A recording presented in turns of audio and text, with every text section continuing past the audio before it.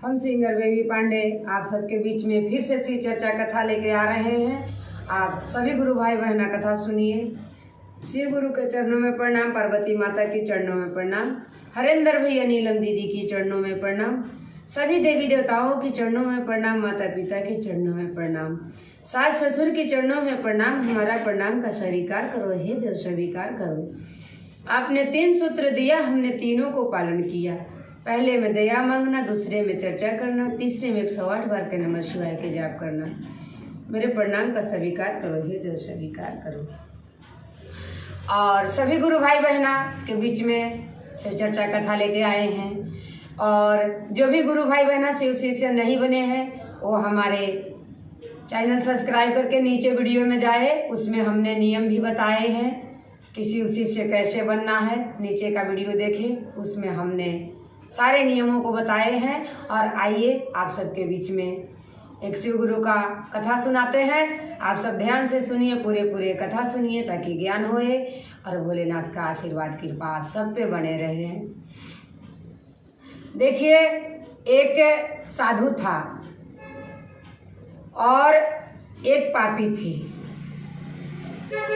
कर्म चाहे जैसा करो, हमारे भोले के दरबार में सबका वहाँ खाता लगा हुआ है और सबका वहाँ खाता में लिखाते रहता है कि किसने कितना किया धर्म और कितना किया पाप। पाप और पुण्य दोनों वहाँ लिखाता है हमारे गुरु का दरबार में। और सभी गुरु भाई बहना एक बात को ध्यान देना कि जितना पाप करना दुष्कर्म नहीं है, उतना पाप को देखना और पाप को गिनना दुष्कर्म है। इसलिए पाप पुण्य का तौलना वहाँ किया जाता है। अगर पाप ना करके किसी को पाप देख रहे हैं, किसी को पाप गिन रहे हैं, उसका भी तौलना वहाँ और हिसाब लिखा जाता है। इसलिए आइए आप सबके एक कथा सुना रहे हैं। एक मंदिर था वहीं और एक वहाँ पापी का घर भी था। वो साधु रोज उस मंदिर में पूजा पाठ भजन भक्ति भोले जी के किया करता था और भोले जी के मंदिर में ही रहा करता था। वहीं अपना भोजन पानी बनाया करता था और भोलेनाथ का सेवा पानी वहीं करता रहता था। और वही उसका मान लो घर द्वार जिंदगी था। वो संत का उसी में रहा करते थे। और साधु के घर के आगे एक पापी का घर था। वो पर डे पाप करता था और जितने लोग उनके घर में पापों करने जाया करते थे वो सारे पाप का बाबा ने एक एक ढेला गिनती करके मंदिर पर रखा करते थे। वो पर डे पूजा पाठ करके निपटा के और उसको पाप देखने लग जाते थे। और जितने उसके घर में पाप वाले लोग आते थे जाते थे, उन सब के लिए एक रोड़ी गिन गिन के बाबा रखते जाते थे। ऐसे करते करते काफी रोड़ी का ढेर लग गया मंदिर में। पर बाबा वही काम डेली करते थे, अपना पूजा पाठ निपटा लेते थे और उसके सामने बैठ जाते थे घरों के। और जितने लोग उसके घर में जाते थे वो सबका गिनती कर करके एक एक रोड़ा रखा करते थे। ऐसे करते करते काफी टाइम हो गया और वो जो पापी थी वो एक दिन जा रही थी कहीं अपने घर से बाहर। तो जब वो घर से बाहर जा रही थी तो कोई पूजा पाठ करने भक्त आ रहा होगा मंदिर में, फूल उल लिया होगा, किसी कारणवश फूल गिर गया होगा। रास्ते में एक सुंदर सा देखी फूल गिरा हुआ है। तो उसके मन में आया कि ये फूल गिरा है तो लात लगेगा और ये फूल लात लग के शोभा नहीं देता है, ये तो भगवान का मंदिर में शोभा देता है। इसको क्यों ना उठा के ले जाके मैं भोलेनाथ के दरबार में चढ़ा दूं। ऐसे सोच के और उसने वो फूल उठाया और ले जाके भोलेनाथ का दरबार में रख दिया। भोलेनाथ के आगे चढ़ा के और गोड़ लग लिया और फिर चल दिया। क्योंकि वो पूजा पाठ भजन भक्ति कभी नहीं करता था, वो तो थी पापी और अपना जहाँ जा रही थी चली गई। ऐसे करते करते करते करते काफ़ी टाइम बीत गया। जब काफ़ी टाइम बीत गया तो उनके दोनों का मरने का वक्त आ गया। बाबा जी का भी मरने का वक्त आ गया और वो पापिन का भी मरने का वक्त आ गया। तो देखिए भगवान का, भोलेनाथ का कृपा कि दोनों का मरने का भी दिन एक ही दिन आया। इधर बाबा का प्राण निकला और उधर वो पापिन की प्राण निकला। दोनों का साथ प्राण निकला, आत्मा दोनों का ऊपर गया। जब आत्मा ऊपर गया तो जब हमारा आत्मा ऊपर जाता है तो वहाँ खाता बही निकलता है। हमने इस धरती पर आके क्या किया क्या ना किया वो सारा वहाँ लिखाता है हमारे प्रभु का दरबार में। जब खाता निकाला गया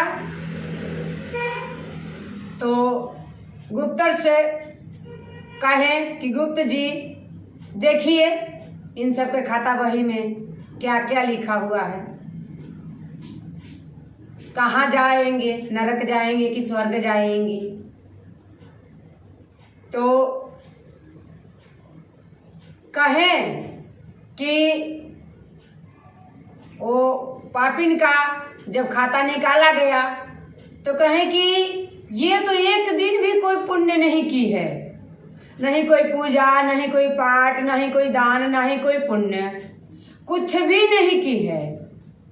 इसका एक ही, तो फिर से बोले कि एक बार और देख लो, कहीं भूल चूक से भी कुछ की होगी, फिर से एक बार खाता वही देख लिया जाए, क्योंकि भगवान कभी खाता गलत किसी को नहीं पढ़ने देते हैं। फिर वो देखने लगा, गुप्त जी ने फिर देखे। जब देखे तो कहे कि बाबा जी इसने एक दिन पुण्य किया है, बस एक ही पुण्य छोटा सा है। बाबा बोले बता क्या है? बोले कि रास्ते में कभी फूल गिरा हुआ था, वो आपके दरबार में लाके चढ़ा दे लेती। बोले कि ठीक है। बाबा जी के देख ले, इनके खाता वही कहाँ जाने के कहता है। वो बोले कि बाबा जी ने पूरे जिंदगी पुण्य किया है, इन्हें पाप कुछ भी नहीं किए हैं, आपके भजन भक्ति किए हैं, आपके दरबार में रहे हैं, और ना कोई लोभ है ना कोई लालच है, पर एक पाप बाबा जी भी किए हैं। बोले कि बता क्या किए हैं? तो कहे कि जो ये पापी इंसान है, इसने जितना पाप किया है वो सारे का बाबा ने गिनती करके रखे हैं, ये पाप बाबा ने किए हैं। तब बोले कि ठीक है। अब वो दोनों से पूछा गया कि तुमने एक दिन पुण्य की है, तेरे को मात्र आधा घंटा स्वर्ग में रहने का मौका मिलेगा और बाकी तेरे को नरक भेजा जाएगा। बोल तू कहाँ जाना चाहती है? तो वो बेचारी सोची कि पूरा जिंदगी तो नरक में काटना ही है, एक दिन तो चली जाऊं, जो 1-2 घंटा मिल रहा है वो तो जाके स्वर्ग देख लूं, स्वर्ग है कैसा। इसीलिए कभी भी अपने जीवन का विचार कीजिए तो पहले अच्छा वाला विचार कीजिए, ना जाने समय उसमें हमारा बदल जाए। और जब संत बाबा से पूछा गया कि बाबा जी आपका थोड़ा पाप के लिए एक दिन के लिए आपको नरक लिखा है, बाकी पूरे जिंदगी स्वर्ग लिखा है, तो बाबा जी सोचे कि एक दिन नरक में ही पहले हो के आ लेते हैं, बाकी फिर जाएंगे स्वर्ग में, स्वर्ग में तो पूरा जिंदगी ही रहना है। ऐसे सोचे तो वही उस पापिन को बोले कि पहले बाबा जी मुझे को स्वर्ग भेज दीजिए। स्वर्ग भेज दिए और उनको नरक भेज दिए। जब दोनों नरक और स्वर्ग में चले गए तो पापिनी इंसान नरक में जाके इतना पुण्य की, इतना दान की, इतना अच्छा कर्म की कि उसका एक एक घंटा बढ़ता गया और बढ़ते बढ़ते वो स्वर्ग में ही रह गई।